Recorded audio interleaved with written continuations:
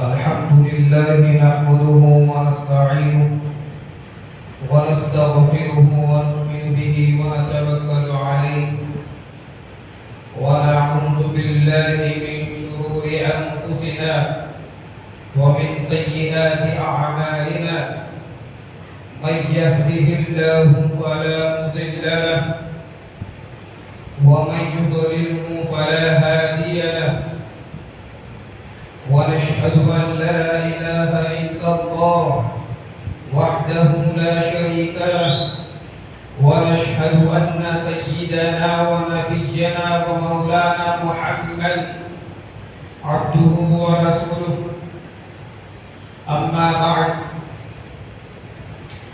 قال الله تبارك وتعالى في كلامه المجيد أعوذ بالله من الشيطان الرجيم بسم الله الرحمن الرحيم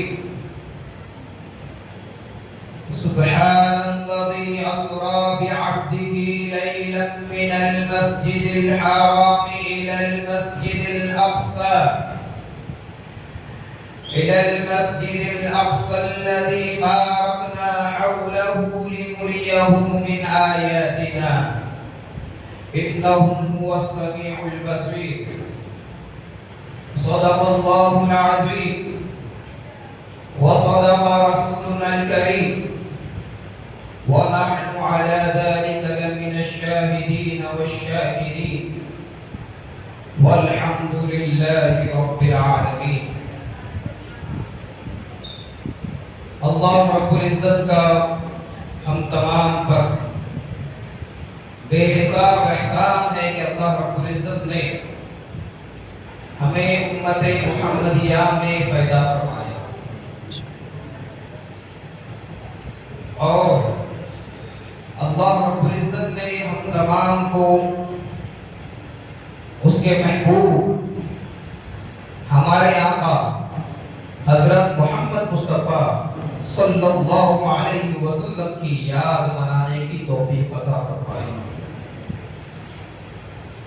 آج کی رات ایسی مبارک رات ہے کہ اللہ رب العزت نے اس مبارک رات میں وجہ تخلیق کائنات محبوب رب پروردگار ہمارے اور آپ کے آقا و مولا حضرت جناب محمد مصطفیٰ صلی اللہ علیہ وسلم کو اپنے دیدار سے شرف یاب فرمایا. عزیزان گرامی قدر، اللہ رب العزت تمام انبیاء کرام کو معجزے عطا فرمائے. اللہ رب العزت نے تمام انبیاء کرام کو ان کے زمانے کے اعتبار سے جو اس زمانے کے لوگ تھے ان کی فہم و فراست کے موافق معجزے عطا فرمائے. اللہ رب العزت نے حضرت موسیٰ علیہ السلام کو عصا عطا فرمایا اور ید بیضاء عطا فرمایا. حضرت موسیٰ علیہ السلام کے زمانے میں جادوگری عروج پر تھی. حضرت موسیٰ علیہ السلام جب اپنے عصا کو زمین پر چھوڑتے تو وہ عصا یکایک اژدہا بن جاتا اور تمام جادوگروں کے سانپوں کو نگل جاتا. جب آپ اپنے ہاتھ کو اپنے بغل سے نکالتے تو آپ کا ہاتھ اس قدر منور ہو جاتا کہ آپ کے ہاتھ کی روشنی سے، اس نور سے تمام کی آنکھیں چندیا جاتی اور اس کی تاب نہ لگ پاتی. اللہ رب العزت نے حضرت صالح علیہ السلام کو اونٹنے کا معجزہ عطا فرمایا. حضرت صالح علیہ السلام کی قوم ایسی قوم تھی جو پہاڑوں کو تراش کر اس میں گھر بنا سکتی تھی، چونکہ ان کا تعلق پہاڑوں سے تھا، اللہ رب العزت نے صالح علیہ السلام کو ایسی اونٹنی عطا فرمائی جو بغیر حیوان کے پیدا ہوئی۔ کس طرح پیدا ہوئی؟ اس طرح پیدا ہوئی کہ وہ پہاڑوں کو چیر کر نکلی، بغیر کسی حیوان کے پیدا ہوا۔ حضرت عیسیٰ علیہ السلام کے زمانے میں علم طب عروج پر تھا اور بیماریاں کافی تھی۔ اللہ رب العزت نے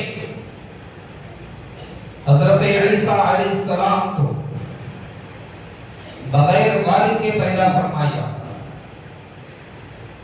اور حضرت عیسیٰ علیہ السلام کو یہ معجزہ عطا فرمایا کہ آپ اگر کسی پیدائشی نابینا کی آنکھوں پر ہاتھ پھیر دیتے تو وہ بینا ہو جاتا، دیکھنے والا ہو جاتا۔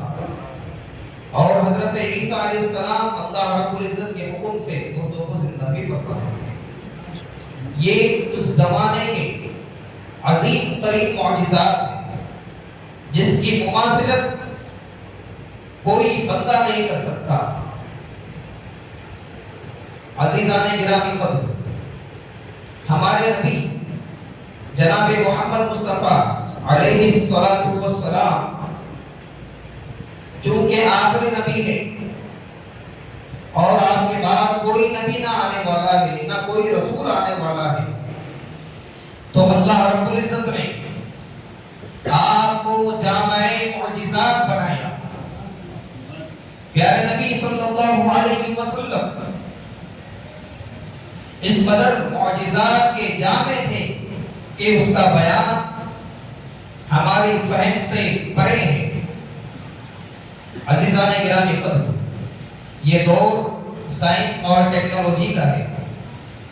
سائنس اور ٹیکنالوجی نے اس قدر ترقی کی ہے کہ آپ تمام دیکھ سکتے ہیں کہ آپ کے سامنے بغیر کسی مشقت کے ایک پنکھا چلتا ہوا نظر آتا ہے، آپ کے سامنے ایک ٹیوب لائٹ جلتی ہوئی نظر آتی ہے، ایلیویٹرز وغیرہ آپ نے دیکھے، ایسی وغیرہ الیکٹرونک چیزیں آپ کے سامنے بغیر کسی مشقت کے چلتی ہوئی نظر آتی ہے۔ حتیٰ کہ یہ جو مائک، یہ بھی ٹیکنالوجی کا ایک نمونہ ہے۔ تو ان تمام ٹیکنالوجیز وغیرہ کے اس دور میں اللہ رب العزت نے اپنے حبیب پاک صلی اللہ علیہ وسلم کو معجزہ عطا فرمایا۔ کیسا معجزہ عطا فرمایا؟ اللہ رب العزت نے اپنے بندہ محبوب کو رات کے ایک چھوٹے سے پہر میں مسجد حرام سے مسجد اقصی تک، اور مسجد اقصی تک ہی نہیں، مسجد اقصی کے بعد عالم برزخ اور اس کے بعد تمام آسمانوں کی سیر کرائی، اور عرش معلی اور ما وراء العرش کی سیر کرائی، اور اپنے دیدار سے شرفیاب فرمایا۔ یہ ایسا معجزہ ہے کہ اگر کوئی سائنسدان اس سے برابری کرنا چاہے یا کوئی ٹیکنالوجی کے ذریعے سے اس کی برابری کرنا چاہے تو وہ ممکن نہیں۔ عزیزان گرامی قدر، پیارے نبی صلی اللہ علیہ وسلم کے اس واقعے معراج پر ہر دور میں، حتیٰ کہ پیارے نبی صلی اللہ علیہ وسلم کے زمانے میں بھی کئی اعتراضات کیے گئے۔ جن لوگوں نے اسے مانا وہ مومن کہتا ہے، جو لوگ اس سے پھر گئے وہ مرتد کہتا ہے۔ عزیزان گرامی قدر، اگر ہم دیکھنے جائیں، اگر ہم سائنس کے نظریے سے دیکھیں تو یہ غیر ممکنہ چیز نہیں ہے۔ آپ ایک روشنی کو دیکھتے ہیں، ٹیوب لائٹس وغیرہ کی جو روشنی ہے اسے دیکھیں تو یہ روشنی اس قدر تیز ہے، اس کی رفتار اس قدر تیز ہے کہ یہ ایک سیکنڈ میں 30 لاکھ کلومیٹر کا سفر طے کر سکتی ہے۔ جب ایک انسان کی بنائی ہوئی ٹیکنالوجی میں اس قدر سریعت ہے، اس قدر تیزی ہے، تو خالق کائنات نے جس نور کو اپنے مبارک ہاتھوں سے بنایا ہوگا، اس نور کی سریعت اور اس کی تیزی کا کیا کہنا ہوگا؟ اس نور سے کوئی مماثلت نہیں ہو سکتی۔ روایات میں آتا ہے کہ پیارے نبی صلی اللہ علیہ وسلم جب واپس لوٹے، آپ واقعہ معراج سے واپس لوٹے، اللہ کے دیدار سے واپس لوٹے، تو آپ کیا دیکھتے ہیں؟ جو دروازہ آپ بند کر کر گئے تھے، وہ اس دروازے کی کنڈی ابھی بھی ہل رہی تھی۔ آپ جب اپنے کمرے میں داخل ہوتے ہیں تو آپ جو بستر چھوڑ کر گئے تھے وہ بستر اب بھی گرم ہے۔ عزیزان گرامی قدر، اس کے بہت سے جواب ہو سکتے ہیں، لیکن ہم عاشقوں سے اس کا ایک جواب پوچھا جائے تو ہم یہ کہیں کہ ہماری ناقص عقل کے موافق کہ اگر کسی شخص کے جسم سے اس کا دل نکال لیا جائے، اگر آپ کے جسم سے آپ کا دل نکال لیا جائے تو آپ کا جسم حرکت کر سکے گا؟ کیا آپ کا جسم حرکت کر سکے گا؟ ہرگز نہیں، ہرگز نہیں۔ ہمارا جسم اس کی طاقت نہیں رکھ سکتا کہ وہ حرکت کرے بغیر دل کے۔ اسی طرح پیارے نبی صلی اللہ علیہ وسلم کو اللہ رب العزت نے جب معراج عطا فرمائی تو آپ تمام کائنات کے لیے دل کا مقام رکھتے ہیں۔ چونکہ آپ معراج کی شب ماوراء العرش گئے تھے تو تمام کائنات جیسے کہ تھم گئی تھی۔ دل کے بغیر جیسے کوئی جسم کام نہیں کر سکتا، پیارے نبی کے بغیر کوئی دنیاوی چیز کام نہیں کر سکتی، گویا کہ وقت وہیں ٹھہر گیا تھا۔ عزیزان گرامی قدر، معزز سامعین کرام، اعتراض یہ بھی ہے کہ ایک بشری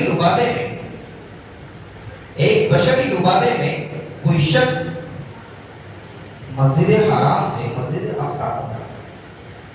اقصی کے بعد پہلے آسمان کے بعد ساتوں آسمان کی سیر کرنے کے بعد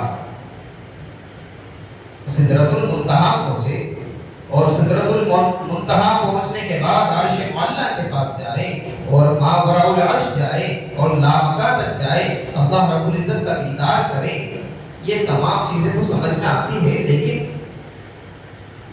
کائنات کے بعد ایک جو خلا ہے، خلا اسے کہتے ہیں آج کل اسپیس کہتے ہیں، اسپیس میں تو ہوا نہیں ہے، اور انسانی جسم جو ہے وہ بغیر ہوا کے نہیں رہ سکتا۔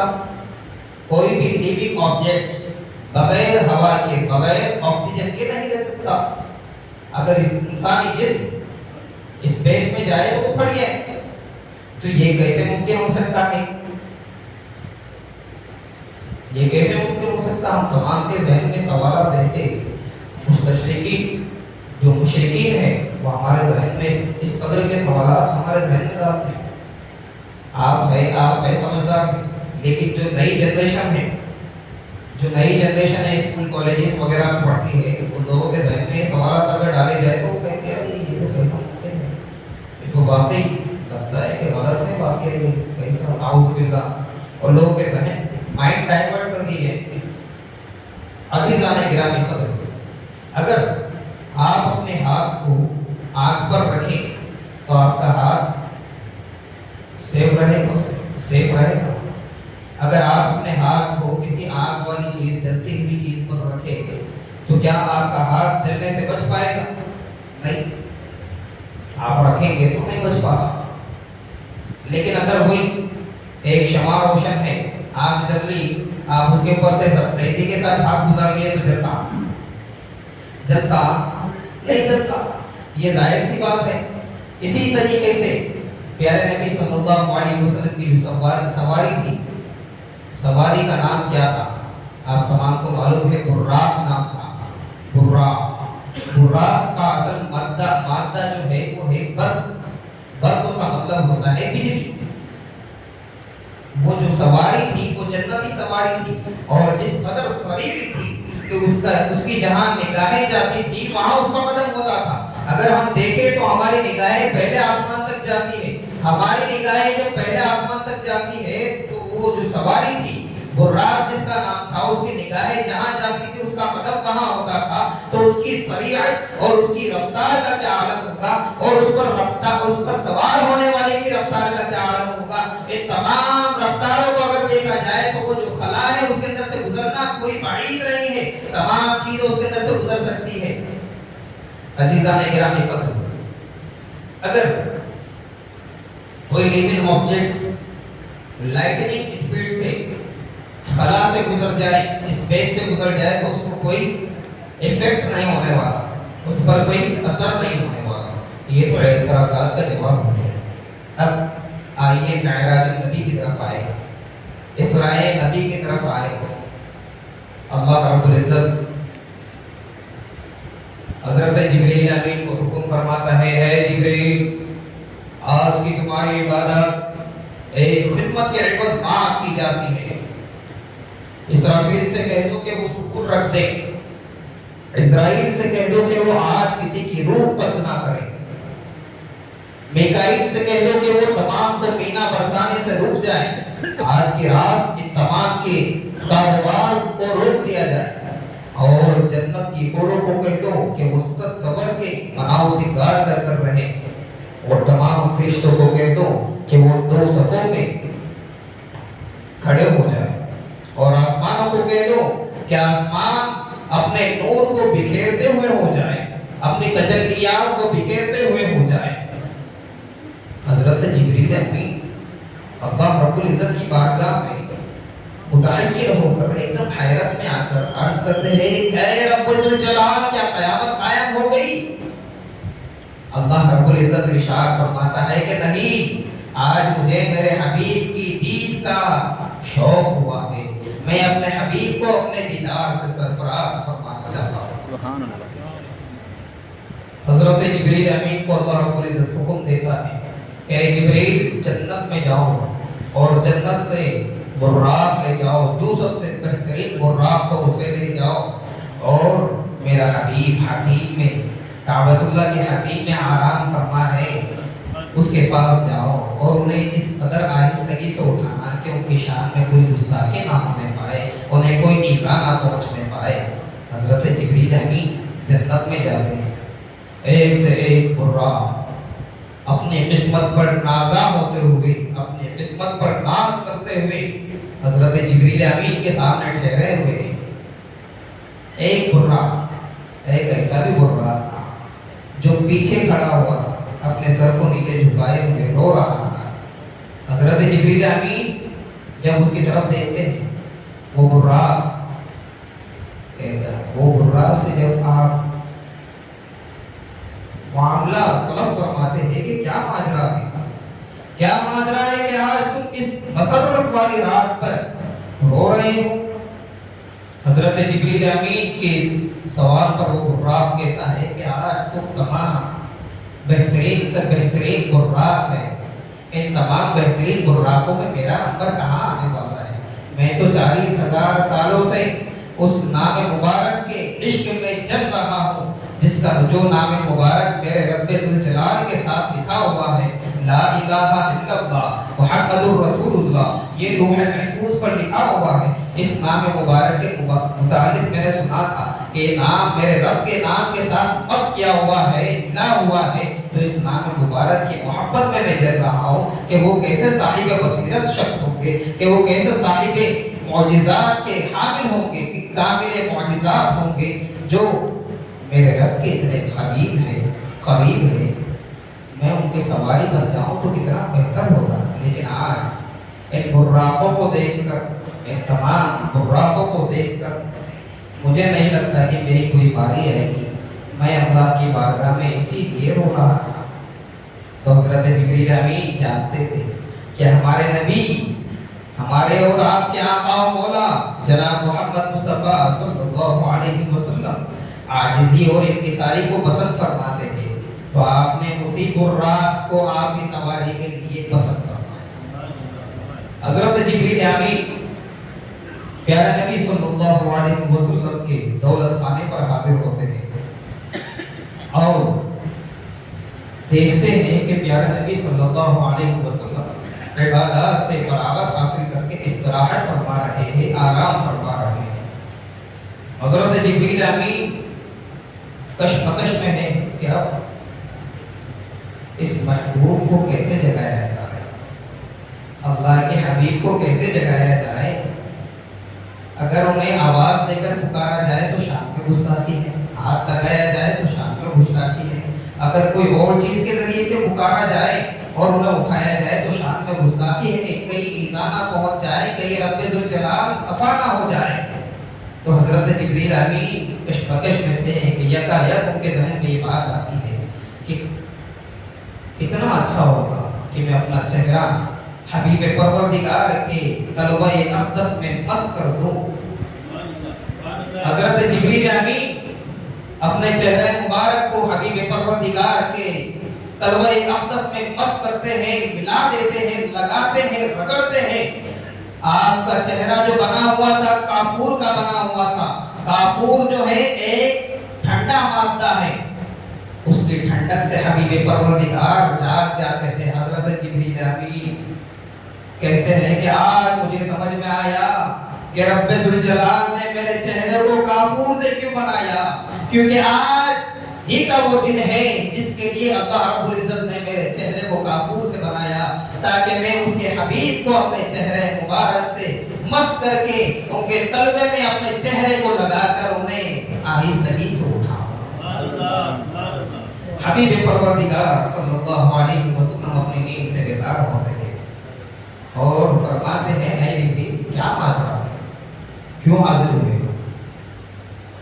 حبیب پروردگار کے سوال پر حضرت جبریل امین عرض کرتے ہیں اے اللہ کے رسول، اے دانائے غیوب، تمام چیزوں کا علم اللہ کے نبی کو اللہ تعالیٰ نے عطا فرما دیا، تمام چیزیں معلوم ہوتے ہوئے بھی سوال ہو رہا کہ جبریل کیوں آئے ہو؟ اللہ کے حبیب کے بارگاہ میں حضرت جبریل عرض کرتے ہیں کہ اے اللہ کے حبیب، اللہ رب العزت نے آج وہ مبارک دن، وہ مبارک شب بنائی ہے کہ وہ آج آپ کو اپنے دیدار سے شرفیاب فرمانا چاہتا ہے۔ حضرت جبریل امین کی یہ بات سن کر پیارے نبی صلی اللہ علیہ وسلم اپنے بستر سے کھڑے ہو جاتے ہیں۔ اب اگر ہم کسی معزز شخص کے پاس جائیں گے تو کیا ہم ایسے ہی چلے جائیں گے؟ ایسے ہی چلے جائیں گے؟ جس حالت میں آپ ہیں اسی حالت میں چلے جائیں گے کیا؟ نہیں۔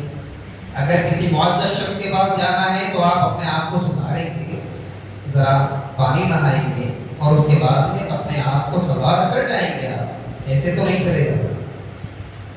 اللہ کی بارگاہ میں جانا ہے، حبیب پاک کو تو اللہ کی بارگاہ میں جانا ہے، اللہ کے حضور حاضر ہونا ہے، تو اللہ کی بارگاہ سے بڑی تو کوئی بارگاہ ہی نہیں۔ اس بارگاہ میں جانے کے لیے حبیب پاک کہتے ہیں کہ میں چلو ذرا غسل کر لوں تاکہ اللہ کی بارگاہ میں ذرا صبر کر جاؤ۔ حبیب پاک کے یہ کہنے پر جبریل امین آپ کی بارگاہ میں کوثر کا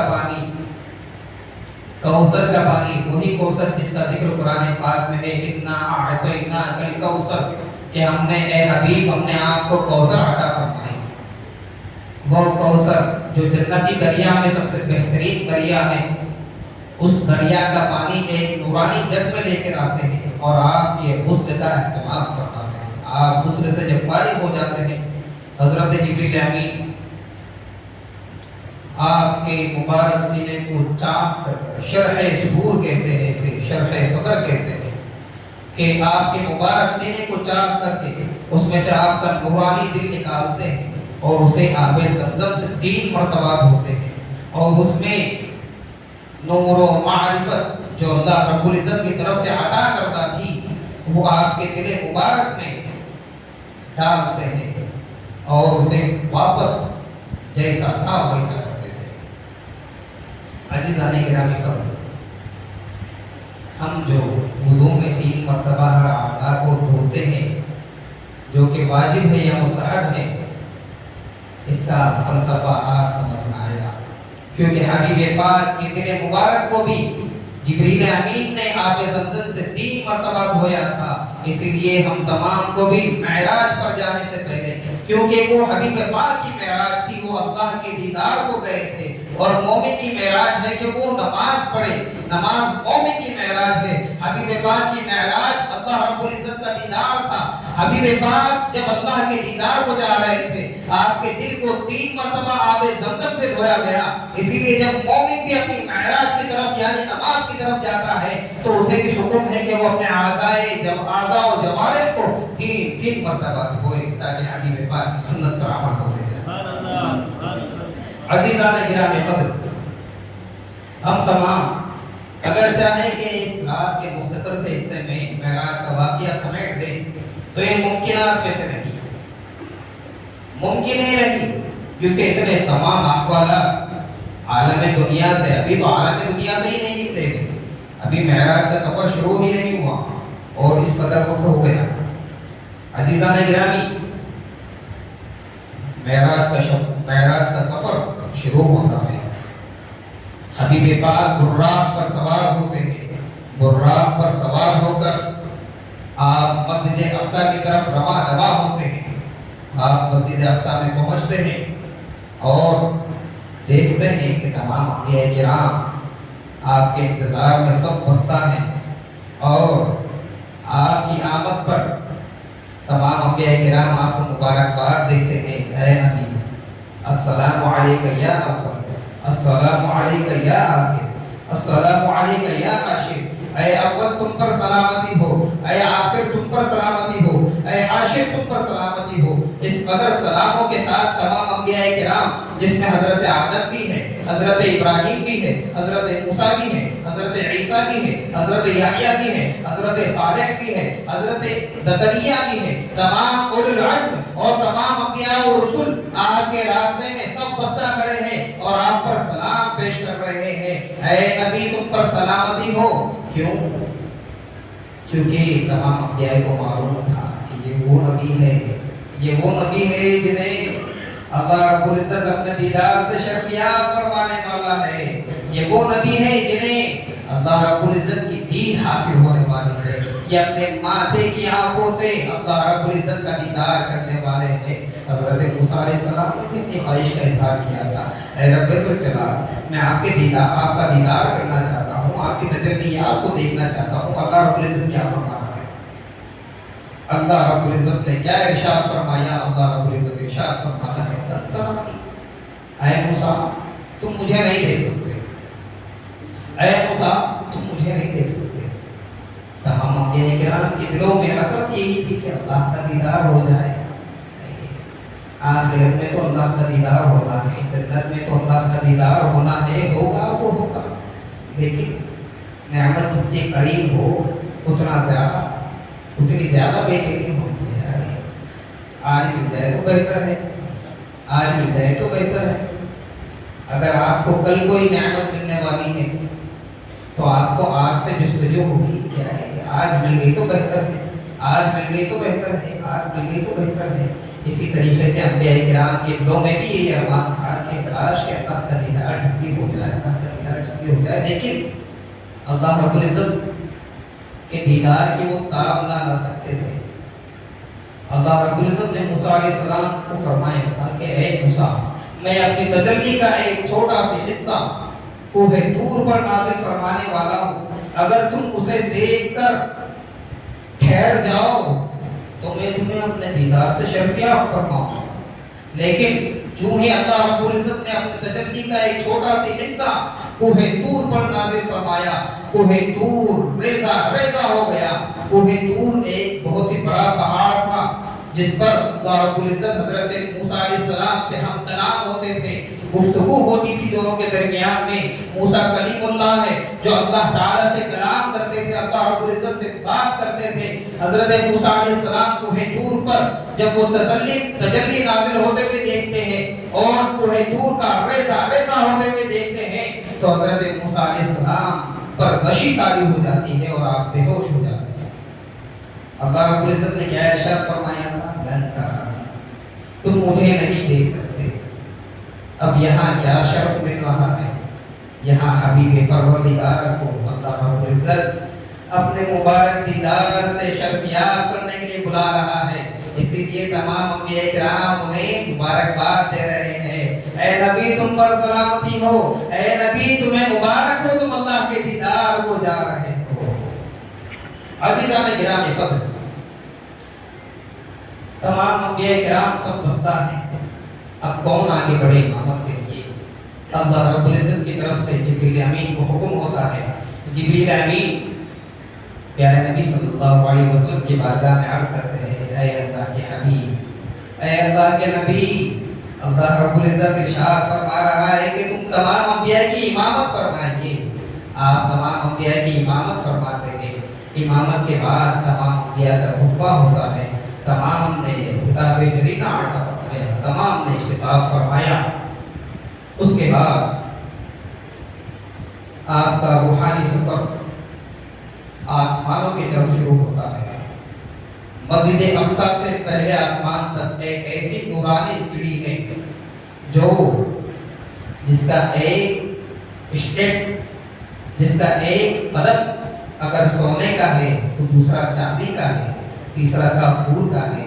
ایسے یہ جواہرات سے بنی ہوئی نورانی سیڑھی ہے جس پر سوار ہو کر پیارے نبی صلی اللہ علیہ وسلم پہلے آسمان پر جاتے ہیں. پہلے آسمان پر اللہ کے ایک جلیل القدر پیغمبر سے ملاقات ہوتی ہے. پھر اس کے بعد دوسرے آسمان پر جاتے ہیں، پھر تیسرے آسمان پر، چوتھے آسمان پر، پانچویں آسمان پر، چھٹویں آسمان پر، ساتویں آسمان پر پہنچتے ہیں تو کیا دیکھتے ہیں کہ ابو الانبیاء حضرت ابراہیم علیہ السلام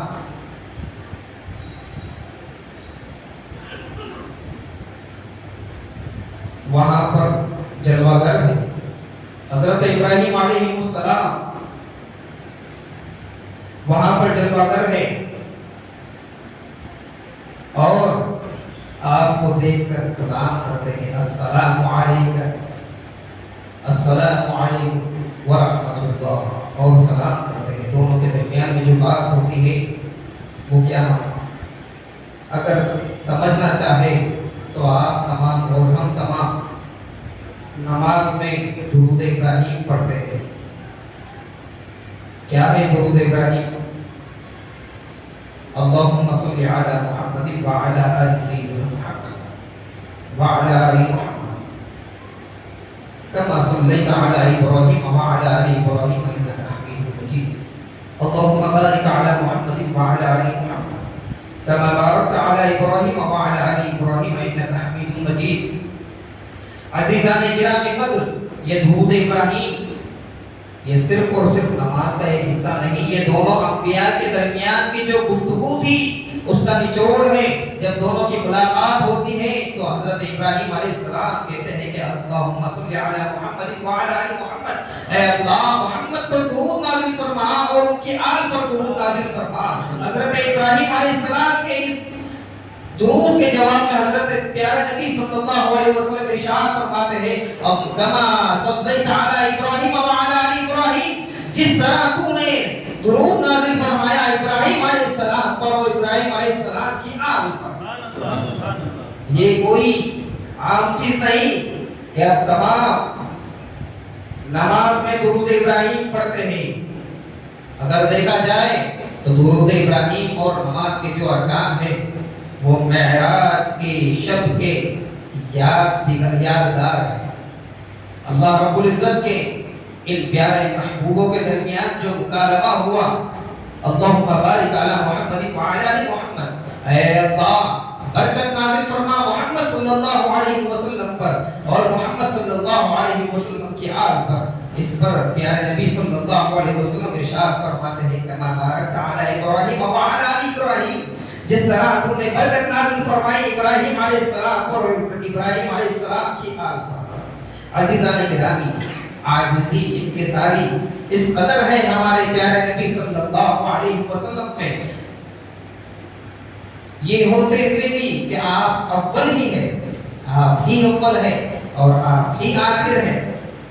ایک حدیث مبارکہ ہے، ضعیف حدیث ہے لیکن پھر بھی حدیث کا مقام رکھتی ہے کہ اللہ رب العزت ارشاد فرماتا ہے کہ کنت کنزا مخفیا فاردت ان اعلم فخلقت نور محمد صلی اللہ علیہ وسلم، کہ میں ایک پوشیدہ خزانہ تھا تو میں نے چاہا کہ مجھے پہچانا جائے، تو میں نے چاہا کہ مجھے جانا جائے، تو میں نے نور محمد صلی اللہ علیہ وسلم کی تخلیق فرمائی. وجہ تخلیق کائنات ہمارے نبی ہی ہے. آپ ہی کے بعد حضرت آدم علیہ السلام کو اللہ رب العزت نے پیدا فرمایا. تمام ملائکہ انس و جن آپ کے بعد تشریف لائے. حضرت حوا اور حضرت موسیٰ عیسیٰ ابراہیم علیہ السلام آپ کے بعد تشریف لائے. لیکن آپ کی عاجزی اور انکساری کا عالم کو دیکھیے. جب حضرت ابراہیم علیہ السلام آپ پر درود نازل کر رہے ہیں تو کیا کہہ رہے ہیں؟ اللہم صلی علی محمد وعلی آل محمد. تو آپ اپنی عاجزی میں یہ بھی کہہ رہے ہیں کما صلیت علی ابراہیم وعلی آل ابراہیم، جس طرح تو نے درود نازل فرمایا ابراہیم علیہ السلام پر اور ابراہیم علیہ السلام کی آل پر. عزیزان گرامی قدر، یہ تو ساتویں آسمان کی بات ہے. اب آگے سدرۃ المنتہا ہے. سدرۃ المنتہا پر حضرت جبریل امین رک جاتے ہیں. پیارے نبی صلی اللہ علیہ وسلم فرماتے ہیں اے جبریل کیوں آگے نہیں بڑھ رہے؟ جبریل امین عرض کرتے ہیں کہ اے اللہ کے حبیب یہ میری انتہا ہے، اس سے آگے میں نہیں جا سکتا، اس کے آگے جانے کی مجھے اجازت نہیں. اگر میں ایک قدم بھی آگے بڑھا لوں، ایک بارش بھی آگے بڑھ جاؤں تو میرے پر جل جائیں گے اور میرا وجود خطرے میں آ جائے. اس کے بعد سدرا سے آگے کون گئے؟ ہمارے نبی گئے. ہم جن کے امتی ہیں، امت محمدیہ تم پر فخر ہے، تمہیں ناز کرنا چاہیے کہ تم ایسے نبی کے امتی ہو جو سدرا سے بھی آگے گئے. سدرا سے آگے گئے، لامکا سے آگے گئے، عرش معلیٰ کے پاس گئے اور اللہ رب العزت کے دیدار سے شرفیاب ہوئے. اللہ رب العزت کے حضور جب آپ حاضر ہوتے ہیں تو آپ چاہتے ہیں اگر کسی مبارک مقام پر جائے تو کوئی چپل پہن کر جاتا کیا؟ نہیں جاتا. آپ نے چاہا کہ آپ اپنے نعل مبارک اتار دیں. آپ نے چاہا کہ آپ اللہ کے حضور حاضر ہونے والے اور بڑی بارگاہ ہے، اب میں چپل پہن کر کیسے جاؤں، نعل مبارک پہن کر کیسے جاؤں؟ آپ نے چاہا کہ اپنی نعل مبارک اتار دیں. لیکن اللہ رب العزت کو یہ گوارا نہ تھا کہ آپ اتنی دیر بھی رکیں. آپ اپنی نعل مبارک کے ساتھ اللہ رب العزت کے حضور حاضر ہونے کا شرف حاصل کرتے ہیں. اللہ رب العزت فرماتا ہے کہ اے حبیب نعل کے ساتھ آ جاؤ، عرش مبارک کو بھی تمہاری نعل کا بوسہ لینے کا شرف حاصل ہو جائے. جب حبیب پاک اللہ رب العزت کے قریب ہوتے ہیں تو بھی تھوڑا دور تھے. اللہ رب العزت کیا ارشاد فرماتا ہے ادعو انی یا محمد، اے محمد مجھ سے قریب ہو جاؤ. آپ تھوڑے قریب ہوتے ہیں، اللہ رب العزت پھر ارشاد فرماتا ہے ادعو انی یا محمد، اے محمد مجھ سے قریب ہو جاؤ. آپ تھوڑے اور قریب ہو جاتے ہیں، اللہ رب العزت پھر ارشاد فرماتا ہے ادعو انی یا محمد، اے محمد مجھ سے قریب ہو جاؤ. اس کا خاکہ قرآن مجید میں ہے فَكَانَ قَابَ قَوْسَيْنِ أَوْ أَدْنَىٰ. وہ اتنے قریب ہوئے کہ دو کمانوں کے برابر آ گئے. کہیں تو لن ترانی کے فسانے سنائے جا رہے ہیں، کہیں کہا جا رہا ہے کہ ادعو منی یا محمد، اے محمد مجھ سے قریب ہو جاؤ، اے محمد مجھ سے قریب ہو جاؤ. یہ حبیب پاک کی شان بابرکت ہے کہ اللہ رب العزت انہیں اپنے قریب قریب کرتے جا رہا ہے، قریب قریب کرتے جا رہا ہے. دونوں کے درمیان فاصلہ کیا ہے؟ فَكَانَ قَابَ قَوْسَيْنِ أَوْ أَدْنَىٰ. وہ دونوں کمان کے برابر. کمان کہتے ہیں تیر کمان والی جو کمان ہوتی ہے اسے کہتے ہیں. عرب میں جب دو سردار ملتے تھے تو وہ اپنے کمان کو قریب کر لیتے تھے اور بتاتے تھے کہ آج سے جو تمہارا دشمن ہے وہ میرا دشمن ہے.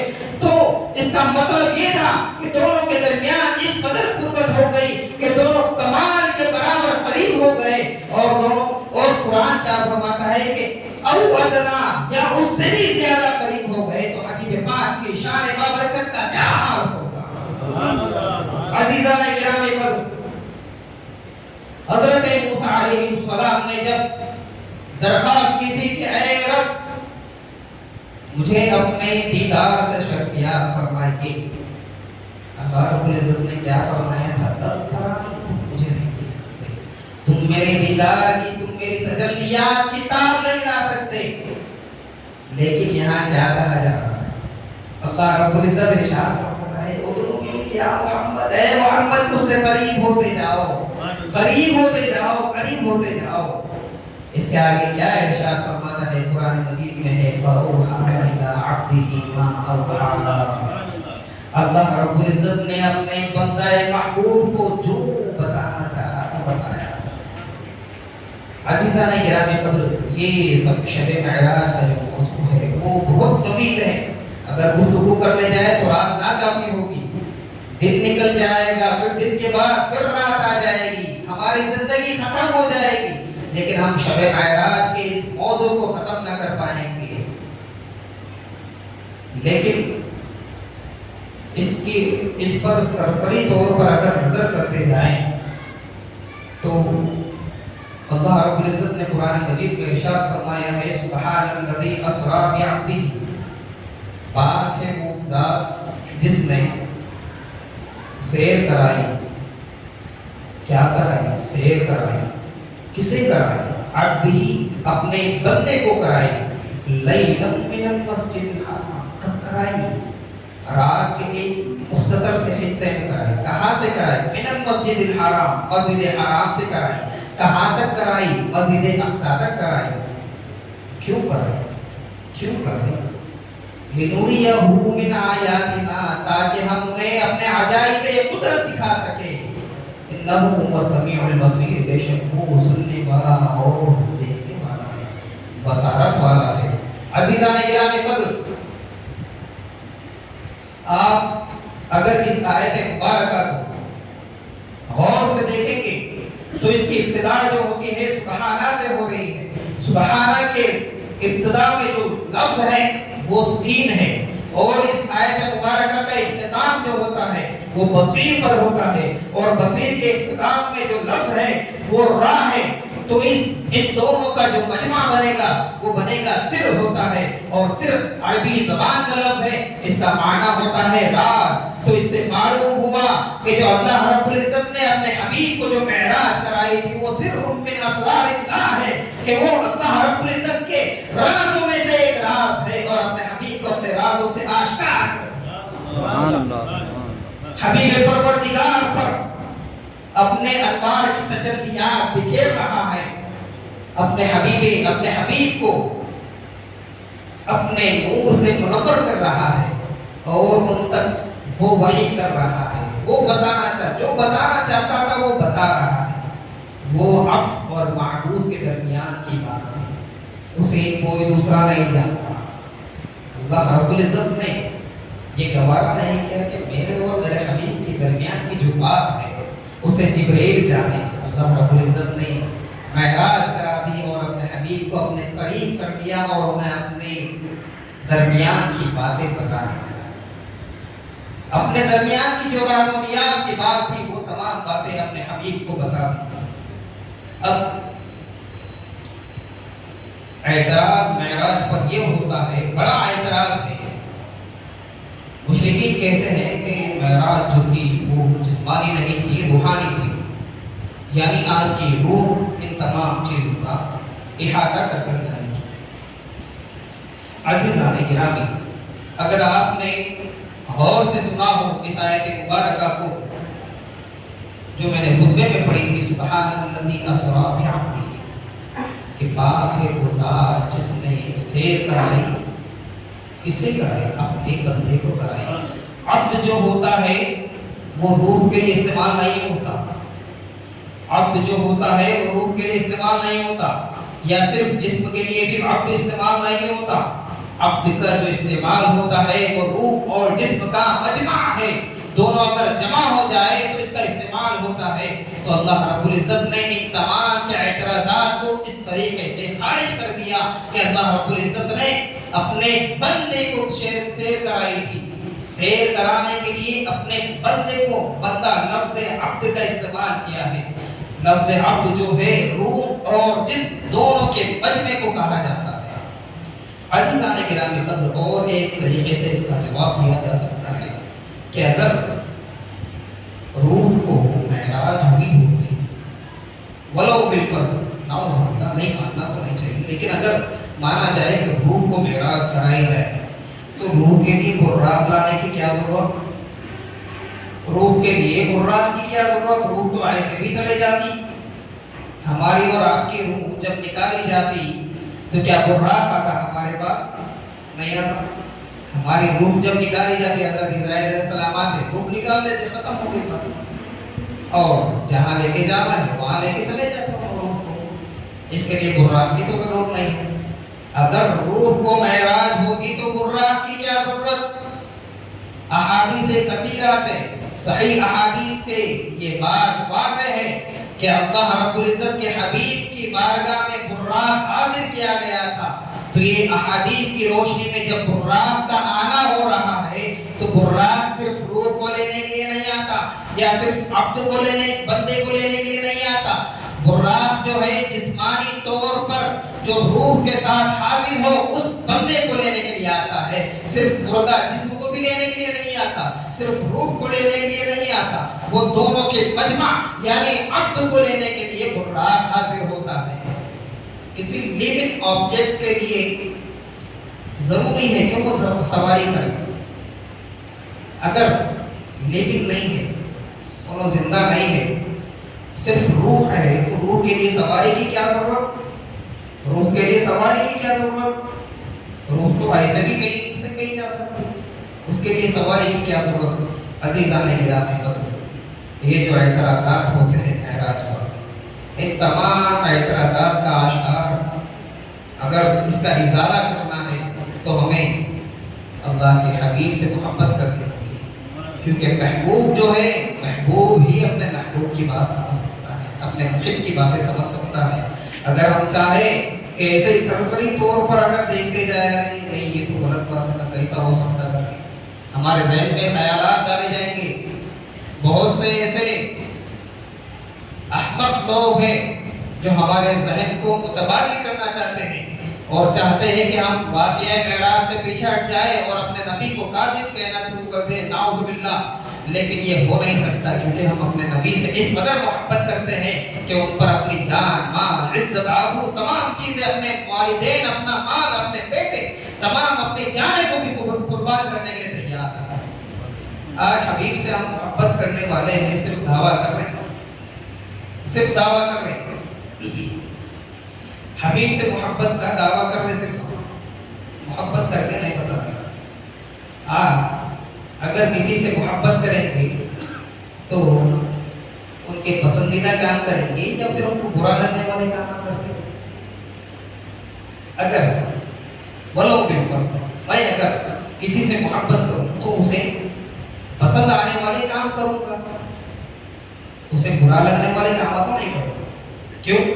ارے برا لگا تو دور ہو جاتے ہیں, دور ہوتے ہیں, نہیں ہوتے ہیں, ہو جاتے دور ہوتے ہیں, باقی. لیکن آج حبیب پاک کی آنکھوں کی ٹھنڈک کیا ہے؟ نماز ہے. حبیب پاک کی آنکھوں کی ٹھنڈک نماز ہے. نماز معراج المؤمن ہے, مومن کی معراج کیا ہے؟ نماز ہے. لیکن آج ہم دیکھتے ہیں کہ ہماری مسجدیں سونی ہیں, فجر کی نماز میں کوئی مصلی نہیں آتا, ظہر کی نماز میں کوئی مصلی نہیں آتا, عصر کی نماز میں کوئی مصلی نہیں آتا, مغرب عشاء اسی طریقے سے گزر جاتی ہے. چند لوگ آتے ہیں جو ضعیف ہو گئے. عزیزان گرامی, بڑھاپے میں بھی عبادت کرنا چاہیے, بہت بہتر ہے, اچھی بات ہے. بڑھاپے میں عبادت کر رہے اچھی بات ہے, لیکن اللہ رب العزت کو سب سے زیادہ محبوب ترین چیز کیا ہے؟ جوانی کی عبادت. بڑھاپے میں تو طاقت نہیں رہی گناہ کرنے کی تو عبادتوں کی طرف آ جا رہے ہیں. جوانی میں تو طاقت تھی نا, آپ طاقت رکھتے ہوئے بھی اگر اللہ رب العزت کی محبت میں گناہوں کو چھوڑ کر نیکیوں کی طرف آئے تو یہ کتنی بڑی فخر کی بات ہوگی. واقعی اگر آپ اس طرح کا عمل کریں گے تو آپ اپنے امتی ہونے کا پورا حق ادا کر رہے ہیں. عزیزان گرامی قدر, نماز میرے حبیب کی اور آپ کے حبیب کی آنکھوں کی ٹھنڈک ہے, ہمارے نبی کی آنکھوں کی ٹھنڈک نماز ہے. لیکن آج ہم دیکھتے ہیں کہ ہمارے جوان اور بچے مسجدوں سے دور ہیں. وہی اگر کوئی کانسیپٹ وغیرہ, کوئی دوسرا کانسیپٹ وغیرہ ہو جائے تو اس کے اندر بھیڑ سے بھیڑ چلی جاتی. مسجد کے علاقے کی مسجد میں معراج کا بیان ہو رہا, لیکن لوگ سو رہے. وہی اگر کوئی میچز وغیرہ, اگر میچ میں جانا دیا ذرا ایک دن کیا ہے نیند قربان کر دیں گے,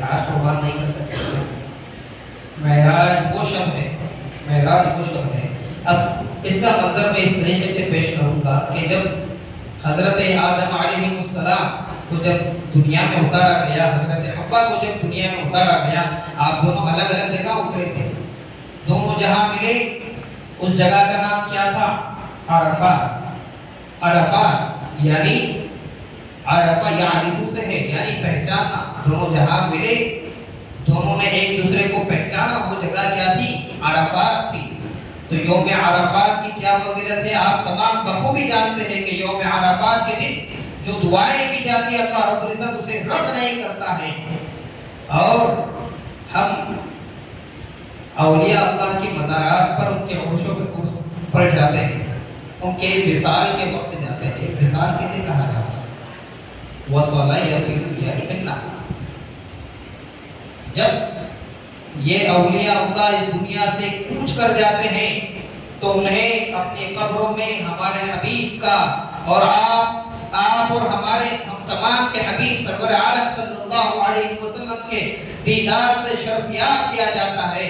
تو اس وقت وہ دونوں کے ملنے کا وقت ہو گیا، تو اسی لیے ہم اولیاء اللہ کے مزارات پر عرس شریف میں جاتے ہیں، تاکہ ان دونوں کے ملنے کے وقت جو اللہ رب العزت نے نور و انوار کی برسات فرمائی ہے، اس دن ہم دعائیں کر گئے تو اللہ تعالیٰ ان کے صدقے کو قبول کر لے گا۔ شب معراج کیا ہے؟ شب معراج کیا ہے؟ شب معراج میں کیا واقعہ سرزد ہوا؟ شب معراج میں وہ واقعہ سرزد ہوا جسے کوئی انسانی ذہن سوچ بھی نہیں سکتا تھا کہ ایسا واقعہ ہو سکتا ہے۔ ایسا واقعہ سرزد ہوا کہ اللہ کے حبیب سرور عالم صلی اللہ علیہ وسلم نے اپنے رب کا دیدار کر لیا۔ جب ایک محبوب حضرت آدم علیہ السلام اپنی بیوی حضرت حوا سے ملے اور وہ دن عرفات کا ہو گیا، اور اس دن جو دعائیں کی جاتی ہیں وہ رد نہیں ہوتی، تو اللہ کے حبیب جب اپنے رب کا دیدار کرے اور اپنے رب سے ملے تو اس دن اس شب میں جو دعائیں کی جائے گی وہ چون کر رد ہو سکتی ہیں۔ عزیزان گرامی قدر، یہ ایسا موقع ہے، یہ گولڈن چانس ہے، یہ ایسا سنہری موقع ہے کہ ایسا سنہری موقع ہر ایک کو نصیب نہیں ہوتا۔ آپ نے دیکھا ہوگا کہ آپ کے ساتھ جو معراج کی شب گزشتہ سال میں لوگ تھے وہ اب نہیں ہے، جو اب ہے وہ آئندہ نہیں رہتے، ہو سکتا ہے اللہ سب کو اور دراز عطا فرمائے، لیکن یہ ممکنات میں سے ہے۔ آپ کے ساتھ جو مجمع بیٹھا ہوا ہے وہ اب ہے، کل نہیں رہتا، کل لیا بولے تو پرسوں نہیں رہتا، ایک دن سب کو جانا ہے۔ لیکن کیا ہمیں معراج کی شب آئندہ سال میں نصیب ہونے والی ہے؟ اس کی کوئی ضمانت دے سکتا ہے؟ اگر کوئی ضمانت دے سکتا ہے تو میں ضمانت دینے کے لیے تیار ہوں، کیونکہ مجھے اپنی موت کا یقین نہیں۔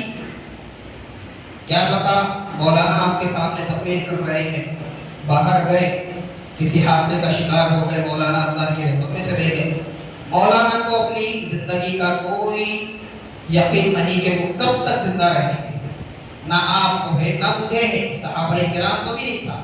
وہ تو کہتے تھے کہ ایک سلام پھیرا ہے، دوسرا سلام پھیرنے تک زندہ رہوں گا یا نہیں۔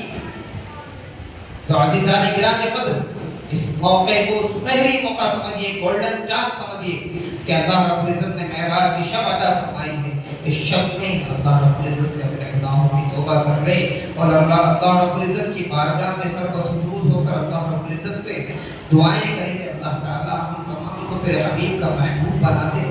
تو جس سے محبت کرتا ہے اس سے محبت کرنے کی توفیق عطا فرما، تو جس سے دور رہنے کا ارشاد فرماتا ہے اس سے دور رہنے کی توفیق عطا فرما۔ اسی طریقے سے دعا کر لو، آپ کے جو دل میں نیک جائز دعائیں ہیں انشاءاللہ اللہ رب العزت ان تمام دعاؤں کو قبول فرما دے گا۔ عزیزان گرامی قدر، چونکہ ہم تمام کو اس کے بعد اور ایک خطاب جلیلہ سے شرفیاب ہونا ہے، تو میں اپنی گفتگو کو مختصر کرتے ہوئے ایک دو ٹاپکس آپ کی بارگاہ میں پیش کر اپنی بات کو ختم کروں گا کہ عالم برزخ میں اللہ رب العزت کے حبیب نے کچھ مشاہدات کیے۔ آپ ایک ایسے قوم کے پاس سے گزرے جو مردار کھا رہی تھی، ان کے سامنے اچھے اچھے نفیس کھانے رکھے ہوئے تھے، لیکن پھر بھی وہ مردار گلے سڑے کھانے کی طرف جا رہے تھے۔ اللہ کے حبیب تمام چیزوں کو جانتے ہیں، مگر امت کی تعلیم کے لیے حضرت جبریل امین سے فرماتے کہ ہے جبریل، یہ کون لوگ ہیں، یہ کون سی قوم ہے، کیوں ان پر اس طریقے کا ظلم ہو رہا ہے، کیوں عذاب میں مبتلا ہے؟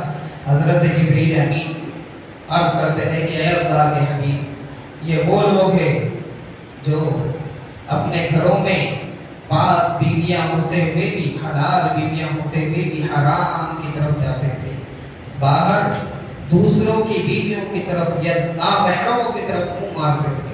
ایسے لوگ تو اس طریقے کا عذاب دیا جائے گا۔ ایک قوم کے پاس سے گزرے، ان کے سروں کو وزنی پتھروں سے کچلا جا رہا ہے۔ اللہ کے حبیب نے فرمایا اے جبریل، یہ کون لوگ ہیں، ان کے ساتھ یہ ماجرا کیوں کیا جا رہا ہے، یہ معاملہ کیوں پیش آیا؟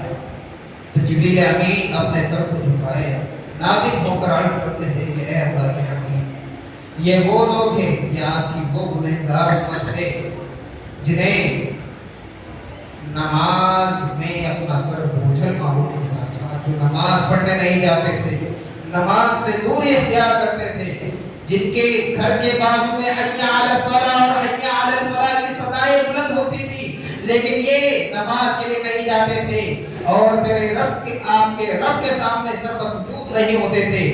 جو سر اپنے رب کے سامنے نہیں جھک سکتا، وہ سر بسلامت نہیں رہ سکتا، اسے پھوڑ دیا جائے گا، اسے کچل دیا جائے گا۔ اسی طریقے کا عمل ان کے ساتھ ابد الآباد تک کیا جائے گا، ان کے سروں کو پھوڑا جائے گا، پھر وہ سلامت آئیں گے، پھر واپس صحیح ہو جائیں گے، پھر ان کے سروں کو پھوڑا جائے گا، پھر واپس صحیح ہو جائیں گے، پھر پھوڑا جائے گا۔ اور ایک بات ہے کہ عذاب اسے کہتے ہیں جس کی عادت نہ پڑی ہے، جس کی عادت نہ پڑے، تو یہ عذاب کی عادت نہیں پڑنے والی۔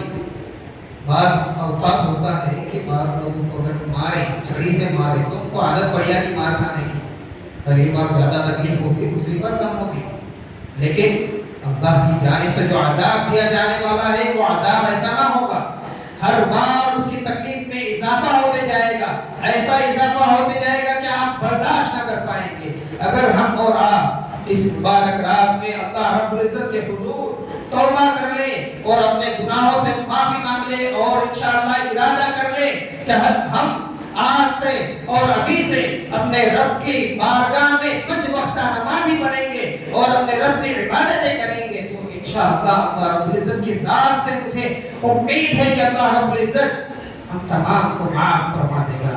اللہ رب العزت کیا ارشاد فرماتا ہے، ادعونی استجب لکم، کہ تم مجھے پکارو میں تمہارا جواب دوں گا، تمہاری پکار کا جواب دوں گا۔ اللہ رب العزت اپنے بندے سے اس قدر محبت کرتا ہے کہ اگر اس کی محبت کا اگر ہم ایگزامپل دینا چاہیں تو یہ ہے کہ ایک ماں کے بچے کو اگر آپ آگ میں پھینک دیں تو وہ کود کر نکال لاتی ہے، ان سے اپنی جان کی کوئی پرواہ نہیں ہوتی، بچہ اسے کتنا ہی ستائے، کتنا ہی پریشان کرے، لیکن وہ اپنے بچے سے بے انتہا محبت کرتی ہے۔ تو اللہ رب العزت 70 ماؤں سے زیادہ اپنے بندے سے محبت کرتا ہے۔ جب ایک ماں کی محبت کا یہ عالم ہے تو 70 ماؤں سے زیادہ جو محبت کرتا ہے اپنے بندے سے، اس کی محبت کا کیا عالم ہوگا۔ عزیزان گرامی قدر، ہمارے رب کی رحمت انتظار میں ہے کہ کوئی بندہ مجھ سے معافی مانگ لے اور میں اسے معاف کروں۔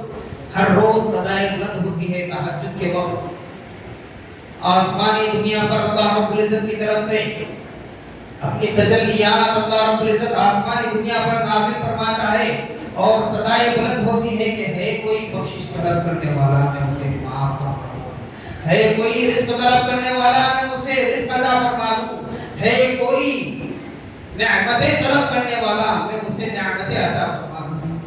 اے اللہ کے مبارک بندو، یہ مبارک رات میں اپنے رب کے حضور سر بسجود ہو جاؤ اور اپنے رب سے اپنے گناہوں کی توبہ کر لو اور اپنے رب سے معافی مانگ لو تاکہ اللہ رب العزت معاف کر دے۔ کیا پتا آج ہے کل نہیں رہتے، یہ مبارک رات اس سال ملی، آئندہ سال نہیں ملتی، کیا پتا ہم ابھی زندہ ہے برات تک کے شب برات تک زندہ نہ رہے، شب برات تک زندہ ہے شب قدر تک نہ رہے، شب قدر تک زندہ ہے آئندہ شب معراج تک زندہ نہ رہے۔ عزیزان گرامی قدر، اللہ کی بارگاہ میں سر بسجود ہو جائیں گے اور آخر میں اللہ رب العزت کی بارگاہ میں دعا ہے کہ اللہ رب العزت ہم تمام کو اپنے حبیب سے سچی پکی محبت کرنے کے نیک توفیق عطا فرمائے اور اپنے حبیب سے محبت کرتے ہوئے اپنی جان مال عزت آبرو تمام چیزیں اس پر نچھاور کرنے کے نیک توفیق عطا فرمائے اور ہم تمام کی پیشانیوں میں سجدے کی طرف عطا فرمائے۔ اللہ رب العزت کی بارگاہ میں دعا ہے کہ اللہ رب العزت ہم تمام کو کہنے سننے سے زیادہ اس پر عمل کرنے کے نیک توفیق عطا فرمائے۔ وما علینا الا البلاغ۔ السلام علیکم ورحمۃ اللہ وبرکاتہ۔